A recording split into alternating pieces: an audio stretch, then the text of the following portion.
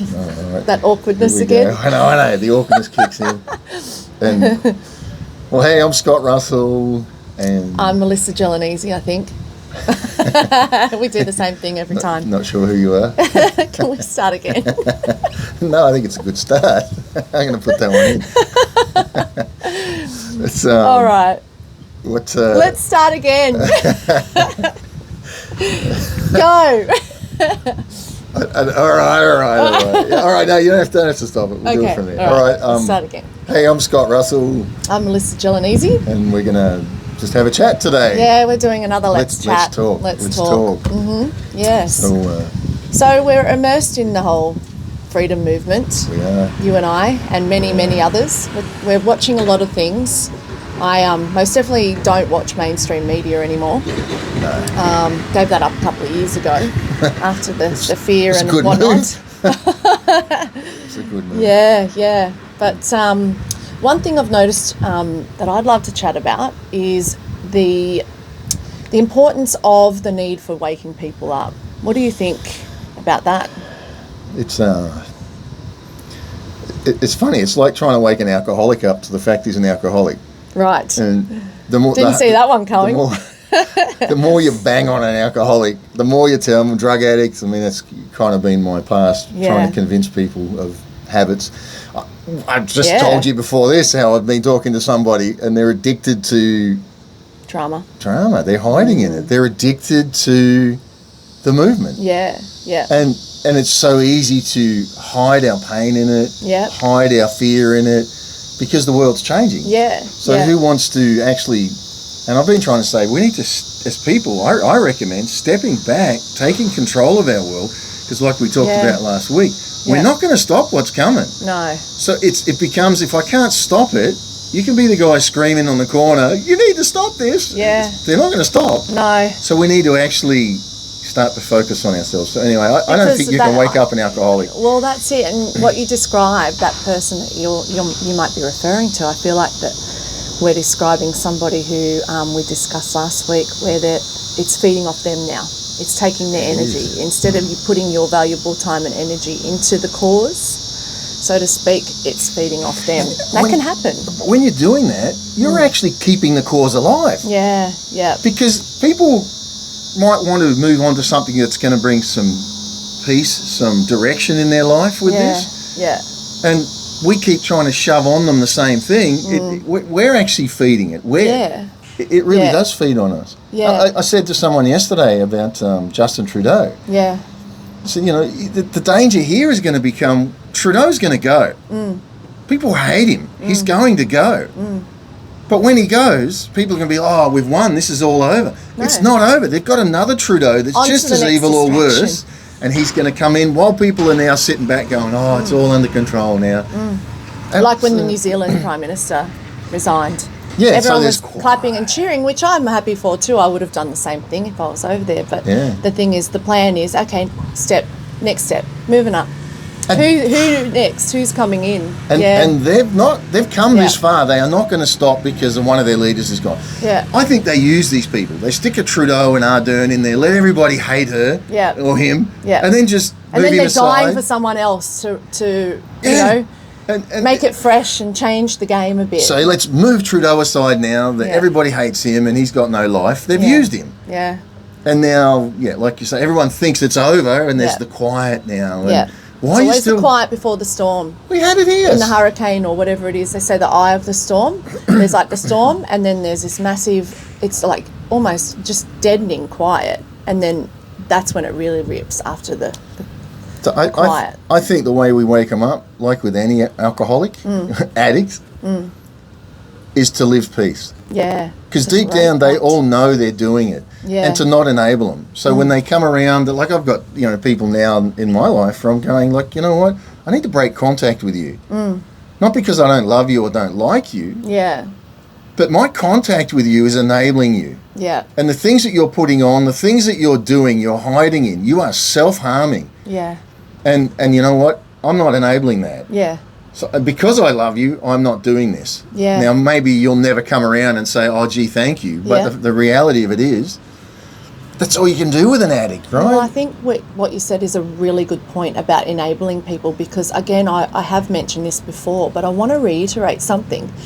When we get on social media and that bickering starts, you see it brewing. You can see it on posts, you know, this side thinks one thing, this side. It is that divide and conquer. Yeah. But honestly, I'll get to the point. We are enabling the side of fighting for something that we know for a fact isn't true. Yeah. The truth is out. Yeah. When we're actually fighting with these trolls or whatever that I've seen happen on social media a lot, Yeah. I think we're just enabling bad behaviour, and it stoops down to their level, and it comes down to that fact of representation. How do we want the movement to look? So that, well, what the ultimate game is also is waking other people, because strength in numbers, right? Yeah. You know, a rebellion or, you know, something like that doesn't start from a minority. No. Well, it starts from a minority. It does, but yeah. it when you're going to get momentum and, you know, wake the majority up, that's when things really, you know, start, continue. That's when the change happens. Make a difference. Yeah. So I think it's really important that we don't enable that behaviour, and that we can continue these conversations on social media by just continuing to talk with the people that are on the same side. So these people are just literally drowned out by silence. Yeah. It's that typical ignore the bully thing, you know? I did a video the other day on psychopaths. Yeah. Like, they tell you in a relationship, you've got a psychopath, don't engage. No. If these people are psychopaths, we're engaging. You're throwing more energy their way. I'll tell you another thing I kind of noted yesterday. I was talking to someone and I said, isn't it, to me, a lot of the prominent figures in the freedom movement are females. Yeah. Why is that? And I think because the females, I'm generalising on guys, so don't crucify me. We'll let you. But I think a lot of the guys get focused on a cause, because men have tunnel vision, right? That's us. Generally, men are very tunnel focused. But it is I've got to actually one get of this your done. strengths. It is, but they'll get focused on something like, I mentioned someone that got focused on the sovereign state in Australia, and we're a sovereign nation. Yeah. And that's an important cause, and they go for that and they fight for that. But then when everybody's heard it, the people tend to go, I've heard that. Yeah. And they just move on. And they're numb to it. But women will give every last drop of blood for their children. Yeah. And they'll be crawling on the ground in, like, most women, not all, right? Crawling on the ground and fighting and fighting and fighting and fighting. Women don't know when to stop. Yeah. And when I went to the US, it was I've funny. heard that so many times in my life. But I think that's You where it don't know when to balances stop. out. But I think that's where it balances out. A man comes to the woman and says, you know what? And he's focused, and the woman just doesn't know when to stop. And I think a man needs to come along to a woman and say, hey, you know what? You need to spend some time ministering to yourself. Yeah. Because everybody can see that you're, like, screwed up. Yeah. You're in PTSD. Yeah. But then in the man, the women need to come along to the man and say, realise there is some more to life than just the very thing you're focusing on, buddy, right? Yeah. So I think it actually becomes that balance. But unfortunately or fortunately, a lot of what's being driven here is women. And it's not feminists or that women are overpowering. It's the passion of a woman saying, you are not stealing the world from my children. Yeah, it's that maternal instinct kicks in. It is. You know, it's the lioness with her cubs behind her saying, no, sorry, that kicks in. And it's what we were talking about earlier. The problem is when we get to the end of this, you're going to have women and men, but some of these women are going to have over the cross line. Nothing left to give. Yes. They're going to be emotional wrecks, nervous breakdowns. Yeah. And because they don't have a man there that's sort of saying, hey, the men are kind of like, and I've seen it, as men we tend to, oh gee, I like what Melissa's doing, so I don't want to upset Melissa. So, that's a good idea, Melissa. Yeah. Instead of saying, you know what, Melissa, now's not really the time, why don't you take a break? But I think, do you think society maybe, this whole movement to emasculate men, do you think that that's part of it too? Once upon a time they would have spoken up and actually played their role as it's meant to be with the yin and yang of men and women. Yeah. But, in this day and age, it's slowly evolved where women have felt like they need to stand up probably more. I think we've seen that too. And I think a lot of people with an awakening of everything and every truth, I think there's an awakening of the genders and how things have been spoiled and changed, not for the better. Yeah, and I think religion's played a part in that, because it's had the women subservient. Yes. Where it's like, you'll do as you're told, women keep their place, which is an abomination, and it is not what the Bible is about. No. I think it is about co-journeying, one completing the other to get a fullness of what needs to get done. I hear what you're saying, because I grew up in that environment where that was what was taught. Yeah. The women need to be more subservient. Yeah. So and when that happens, we lose a whole dimension of completeness, because the job really doesn't get done. Because when there's passion in it like that and fire, generally men will quit before the women. Yeah. It's funny, isn't it? We're cross-country runners, long distance. Yeah, you really. I think it is that co-balancing, the co-joining. So anyway, back on waking people up. Yeah. How do you wake up? I think when a woman's locked on her thing, or I'm doing this for my kids, or I'm doing this for a cause. Yeah. You can't wake that person up. No. Until somewhere they're like laying on the ground going, man, I can't do this anymore. And then it's like, oh, actually, they told me, or the man's going at it. And nobody will listen to me. Yeah. Finally, he burns out. He wants to quit. And the woman comes along or someone and says, buddy, we all heard you. Yeah. But you need to ease up a bit. I know. I think in order, here I go with my little psychology hat on again. I think in order to wake people up effectively, it's always good to go to the root of the problem. We need to see why. Yeah. Why are they still asleep? Why are they not seeing the clarity that we see once we are awake? Is there something in my hair? No. Bug. Like why? What's the problem behind it? What is it that's facading them from the truth, or can they see it and they're choosing not to? And I was watching something. That's what it is. Right. I was watching something really interesting. I found it so interesting that I think we're going to have to put it in the comments, the link that I was watching. It was from a Dr. Jerry Brady overseas, and he was having a deep conversation with, mind you, he's got a background, he's been in medicine since 1976. Oh, okay. But he also ventured out into economics and has written so many, published papers journals and papers and that sort of thing. And as he self-describes, he's not your usual doctor. So he's got a lot of diversity in his knowledge and experience, and talks a lot of fact. And he was talking about this whole thing called comfortably numb. He described society as a whole as comfortably numb, because what's happened over the decades, which we've seen, we've had a society where everything's done for them. It's like a magical, he explains it like a magical experience. Life is like a magical experience. You want to order something, have it delivered to your door in 2 days, 1 or 2 days, it's there. We don't have issues with, shelter, food, for the most part. We've led a very comfortable life. So there's been this dumbing down of society where we haven't needed to go into survival mode and everything's done for us, including thinking. So critical thinking has gone by the wayside pretty much. 100%, yeah. So waking somebody from this comfortable numbness that they've created in this bubble around them is like, there's that saying, don't come between a man and his paycheck, which he explains as well. It's exactly the same. They're living in this bubble of comfortability, this numbness. So looking at the absolute truth, which is quite horrific when you look at some of the things we're looking at and actually identifying as truth. It breaks that comfortability that they've been living in. It completely destroys it. So they don't want to wake up to that. Yeah. None so blind as those who refuse to see. Right. Or so deaf as those who refuse to hear. So it's a matter of placing things in front of them that, I guess, that makes it stronger. The ammunition to actually wake up, it's comes into triggers. Yes. How do we wake them up through triggers that they most identify with, I guess, so that they become more important than this lifestyle, this magical bubble of comfortable numbness that they've been living in. So it comes down to that, triggering them about how it's actually going to affect their life, and if they don't wake up, because we actually do need, as we explained, the strength in numbers to I love what they got going on over there. That's great. I hope that's not too loud and in this. So sorry, we stop? I zoned out for a second. No, it's all right. He's done. He's done. Yeah, so I just think in order to get those, the people who are just so vigilant and so stubborn into their numbness and their comfortability factor. Yeah.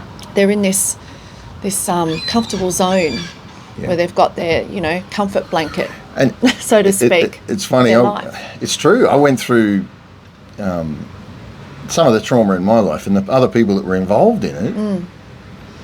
One of the things that really confronted me was they went on like nothing was ever happening. Yeah. They tried to create normal. Yeah.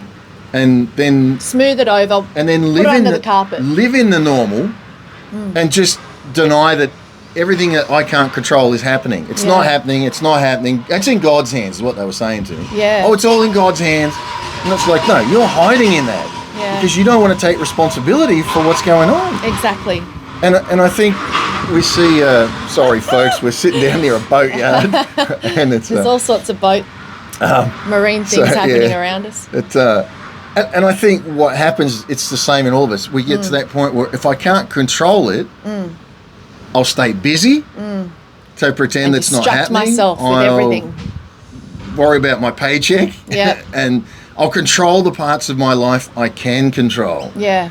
And okay, I get it. There's some, credibility, credence, whatever to that. But in essence, if you do that and you deny the fact, then you're not helping yourself. You're actually building inside of yourself a pressure cooker that eventually is going to blow. Yeah, because in contradiction, last week I actually said, funny enough, I think we need to actually step into our bubble, and I mentioned exercise for me is something I feel like I can control. So that was an important element for me in being able to step back and cope. But that's not a denial. But I'm using it as a technique to gain my energy back. To empower yourself, not to deny yourself. And I'm not denying the facts of what are in front of me, because that might somehow come between my, pretty little life. Yeah. I actually need to acknowledge the facts, and I am, but because it's so strong in me, I actually have to pull back and then use those other things to regain the strength to continue the fight.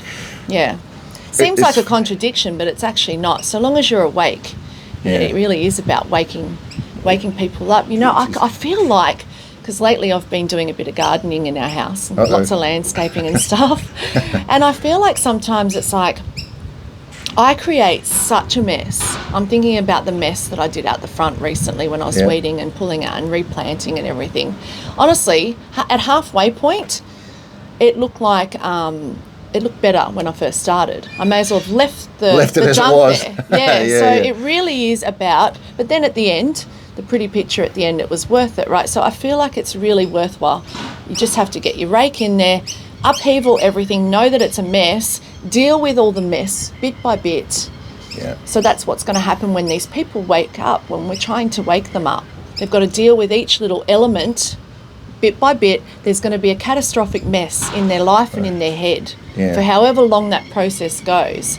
And then as you start to replant, start to flatten the soil down again, the weeds are gone, things start to smooth out, and there seems to be a bit of zen about the garden again. It does take time though, doesn't it? But I think that's the trick. People follow peace. Nobody wants to live in the turmoil. Yeah. So the alcoholic doesn't really want to be an alcoholic. But when everybody around their life is calm and moving forward, then they stop and self-reflect, hopefully, at some point. Yeah. And I think we can use us as an example. We met at the Freedom Rally, and without detail, Melissa was going through some things, and I remember texting her.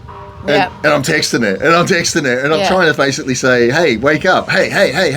But my and it cup gets was a bit full. too much, right? You were comfortably numb. Yes. I think that was the word when we were driving. You actually said, I'm numb. Yeah. Actually, I think I said it to you, you're numb, and you're like, yeah, I am, I'm numb. And there was admission. So there was, and I kind of, in the end, after crossing the line too far, trying to say, hey, wake up, I kind of back off a bit, and then 9 months later, we reconnect, and in my own time, I had to deal with my own weeds and gardening and stuff. Yeah. Once the garden was all right, then I could move on to the repotting.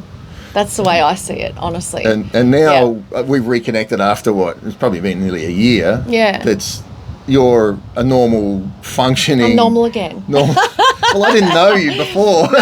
I only knew the weird one, the numb one. Yeah. But you've come now to being a personality that's connected, even nailed, empathetic and flowing always in those been that sort of way, things. but I was just a bit clouded. And I feel like we can take that whole example, what you're talking about, such a good analogy, with waking people up. Sometimes it literally, and it was with me, because when COVID hit, I wasn't immediately awake. I was one of the fearful ones with the mask. Yeah, okay. So that was a good... Hard to imagine you with a mask. I know, right? Now a warrior, once was in fear. I literally was. And I didn't want Eva or my husband walking out the door unless they had a mask on. It was crazy because I was busy watching mainstream media. So I was fearful.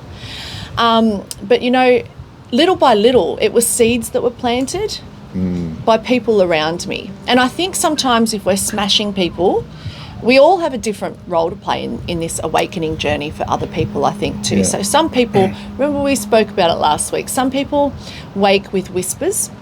Yeah. And some people wake with slaps on the face. So there's a person for all those people. Some people wake with car crashes. Right. Well, yes, this happens too. Yeah. But I think if we...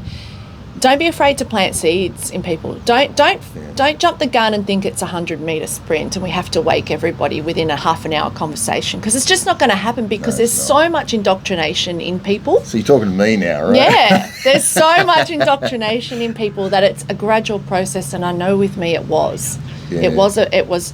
He spoke to me, she said something. Then I read something that didn't make sense. Then I experienced something that didn't make sense. So they were all little triggers. So I think if we can plant seeds, that's probably the best thing. You know what? The Bible says one sows, another waters, but God causes the increase. Mm-hmm. That's really relevant now. As we put into people's lives, we sow, we water. Yeah. You know how many times I've put a seed and then I've tried to cause the increase? Yeah. And all you do is you make an enemy. People hate you then. It's like, this guy's so intense, he won't leave me alone. He's like, what is the problem with him? I think he's in love with me. I think he hates me. I think whatever it is. Well, maybe you were. I don't think I even know what love is anymore. Honestly, that's true. We can jump the gun, and I think sometimes I go back to social media because I admit to spending so much time on it, because usually it comes down to... So now we've got the confessions out. Yeah, I do spend a lot of time because I'd spend a lot of time sharing information, planting seeds. Yeah, me but too, sometimes really. I see the fights brew up, and I think to myself, we'd do better if we all on this side of truth and knowing what we know, we do better to honestly continue the conversation with on social media, on those posts, with our fellow members of truth. Continue those conversations in a uplifting, positive way. So lift the frequency and the vibe, and just let them peter up, because we're not even acknowledging the crap that comes from them, you know what I mean? We're actually just continuing on with it. And that in itself will become a seed that gets planted into these people's heads. You're right, but have you noticed in life, people will always be attracted to a positive before a negative. Yeah. And so the government is negative. Mm-hmm. Everything about them is negative, and people aren't stupid. Really? So the more they pump out the CBDCs, the this, to that, the this, to that, people are going, hang on a minute, this ain't right. Now, if we're there fighting it, you mongrels, you bastards, rah, rah, rah, rah, we're the same energy they are. Yeah. But when you're sitting there and saying, that's disgusting, it shouldn't happen, but here's the answer. Yeah. The answer is, we're going to be off grid while we're in the grid. Yeah. We're going to live this together. People are going to be drawn to where there's peace. Yeah. But when we're part of the problem, we're feeding the psychopath. We're feeding that negative vibe, negative energy. We're not helping wake people up. No, we're not. That's the end game, right? That's what we're talking about. We're not evolving ourselves either, and it's detrimental to our own spiritual, mental, emotional well-being. And let's take it to a really basic example here. If you've got two relatives living next door to each other, the husband and wife in one house scream at each other, fight, yelling, all this carrying on. In the other house next door, there's peace. Mm-hmm. And people are there, and they've got the same issues, the same bills to pay, but they're in it together, they're working together to get somewhere. Yep. Now you come along, you haven't seen these relatives in a while. Which house are you going to want to live in? Well, it's obvious, isn't it? I'm not going near the one with the That's yellow. the freedom movement. It's the yelling of like, you mongrel, you bastards, you're this, you're that, you're this, you're that. Yeah. You don't listen to me, you never listen. It's just a nagging woman in the corner, from a man's perspective. The Bible says you're better off living in the top of a house on a rooftop than in a house with a contentious woman. Yeah, well, that's true. Because when women get it in them and they lock on, and I'm talking from a man, I'm getting myself in a lot of trouble here, I know. You will, and you are, and I'm just going to smooth the waters there because I have to go back to the social media yelling and screaming that I'm saying we need to calm it down, calm the farm. Yeah. I'm seeing a lot of really bitchy men. That's true. That's true. When it comes to fighting over, being pro-vax and that sort of thing, the men are definitely, and they pulling their weight but in the men get bitchiness. locked onto one thing, and they get bitchy. Yeah. And someone will listen to them and go, "Are you even a man? Yeah. I mean, what the heck are you doing?" Well, that's my thoughts when I look at that, and there's been a couple of trolls that I've seen on certain things. I just think to myself, it's to me as a woman, I look at that and actually think it's worse than hearing a bitchy woman, because from a man we want you to be masculine and come across strong, and you're the protectors of the family and of the community and the society and everything, and it's just so unattractive, but it's also very detrimental and doesn't get anywhere. I just think we need to pull away from it. It's easy to see the problems, not so easy to present an answer. Yeah, most definitely. And I think maybe as men, it's a good word for us fellas, because we all get caught up in it. We see a problem with a woman, and you can be like, hey. Yeah. Step up. Again, step up. Present the answer. Be the answer. It's not what we do that matters, it's who we are. Yeah, and I feel like I touched on that last week, but I feel like part of waking people up is actually walking the walk. Yeah. I said some of the things that actually helped me, sitting in the anger and then having a deadline for it of when to step out. For me, again, it's going into nature, or it's going for a walk. It's physical, because there's definite links between, your brain signals and releasing serotonin and all of that sort of thing. But I think if we can raise the vibration and just pull away from all of that. So I'm driving here in the car. Yeah. And I had this thought, because I'm not going to get right into it, but I wrote this book like 11, 12, 15 years ago, whatever it was, right? Yeah. And it's my journey out of religion and into freedom, the freedom community. And that's one of the really interesting. Sorry to break your train of thought there, but we've just been using the gardening analogy for vegetable garden. Majority of vegetable this garden, chat. faith and a Corvette. Yeah. So I'm keen to hear what you're going to say about this book. So September 99, I'm living a life here of just normality and thinking I'm going somewhere, and I get US residency, which I didn't want. And the story's in the book if people can read that. But it was like, why do I have this? And I'm in the US Embassy paying my last $1,000-something fee to go. Yeah. And I'm arguing with the guy behind the counter. I said, I don't want to live in America. I don't even know why I'm doing this. Right. And long story short, I'm in America. Then when I get to America, I'm thinking normal. I'm going to see a normal life. Yeah. Normal within my sphere of understanding. Yeah.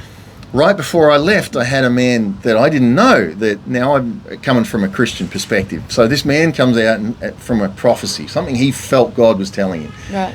And it's in the book, and he comes and says, Scott, God's calling you out to prepare you for a difficult time that's coming ahead, where you're going to help others in this time and he's talking about how the dynamic of that, right? Yeah. And then he's like, I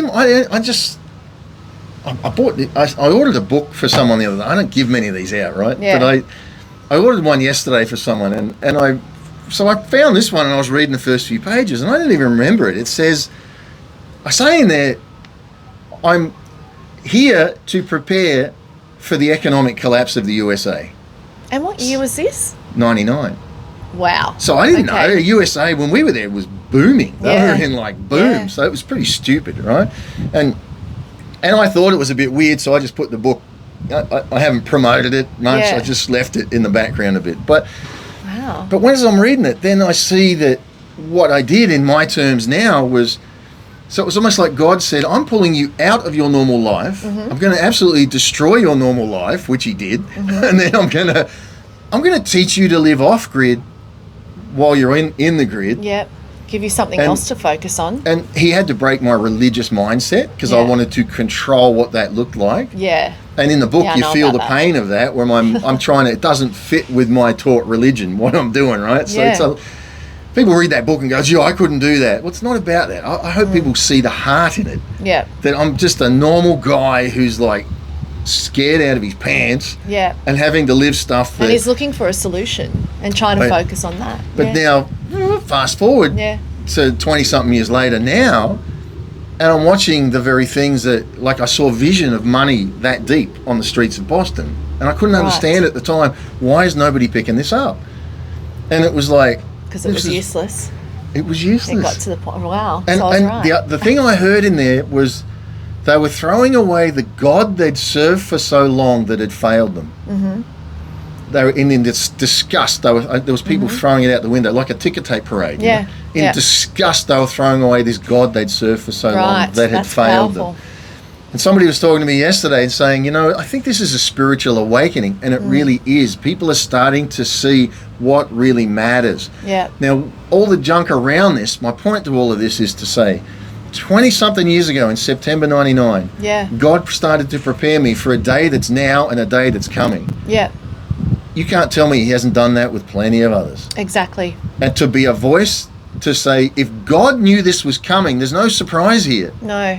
We don't have to be afraid because we are the answer. Yeah. He's prepared the answer. He's put things into people to make sure that what we need will be there. Yeah. Now, some people aren't going to want to hear that. No. Why? It's that resistance, that cognitive dissonance That's that we talked about. Yeah. I'm not asking you to believe it. Yeah. But I'm just saying I've lived this, and when you read the book, you'll understand it, how stupid how I lived was. Yeah. The church world threw me away because of it. Yeah. The natural world didn't know what to do. When you're too hard, people either alienate from you or they persecute you. Absolutely. Yeah. And I got the whole shebang of that. So I'm saying all that to say, there's the book again. I'll put the name in the thing. Vegetable Garden, Faith and a Corvette. I've got it there somewhere. You can download it for free probably. But to me, it's just that getting back to all of this is to say God woke up his different ones. He woke me up in 99.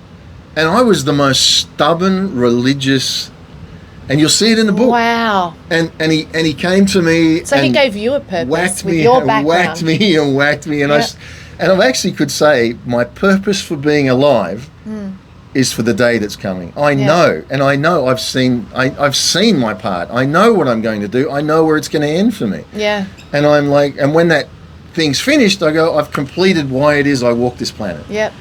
And if I'm like that, others are like that. Yep. God is prepared for this. There's no surprises here.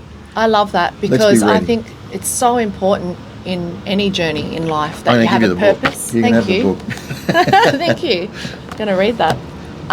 As humans, in order to make a positive life of any sort, we need purpose. That's the main thing. Yeah. So I feel like, and I spoke to somebody yesterday, I feel like all of us who have woken up in this journey, at this present time, we've all been put here for that reason, to wake other people up or to play a big role. You're set apart in the whole story. You were called with it. You spoke last week about some of the things that had happened in your life, and you were like, you didn't understand at the time. No, but now that's what I was thinking of. My car accident was massive because you're stepping out. Yeah, you stepped out of religion at what? 14. At 16, and I had to leave home.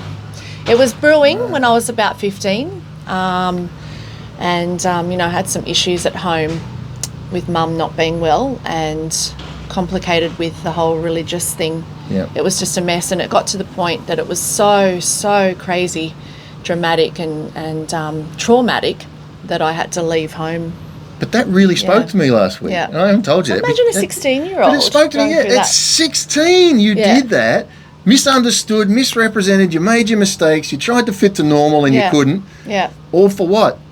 Because now there's an inner you've already strength. done what we're doing now because at 16, it was born in you. Yeah. So now as you're having to be different and you're having to stand up and you're having to walk, it's like, it's just a beautiful reflection of who you are. Yeah, so that's where it comes from. You're not that inner trying. strength. Yeah. Because it was birthed in you. It's probably 16 or younger. Yeah. I like what the Bible says. Before I formed you in the womb, I knew you. Yeah. And I appointed you as a prophet to the nations. You're prophetic. You're there saying, this is where it's going. And many of you are prophetic. This is where it's going. I see. And yeah. Isn't it amazing to watch people stand up on this though? Like some people say to me, gosh, I really admire your strength that you can, you're so forceful with the things that you say and, on social Conviction. media and all that. You've got so much conviction. And I'm like, they're just memes. I'm just sharing memes. Yeah. I'm hoping that they're going to trigger thoughts with people. I'll share the odd thing that I feel like it's safe and it's not going to be censored because I've been in Facebook jail many times, we know. But that inner strength comes from, it's like you lose your fear when you get to this point in this journey, because it is a spiritual journey. Oh yeah. It's a spiritual war, a spiritual journey must be for everybody that's individually going through it. But I feel like that fear has completely gone. I've gone from the fearful mask wearer in, 2020 to being this fearless person. I really don't care what backlash I get. And funny enough, when that fear went, the backlash seemed to go too. I don't know if they just dropped out of my Facebook accounts. I'm not sure. But I keep going, and I find it really interesting to watch that same thing in other people as well. Yeah. When they start to learn the truth. You, at 16 years old, you learnt not to be a victim. Yeah.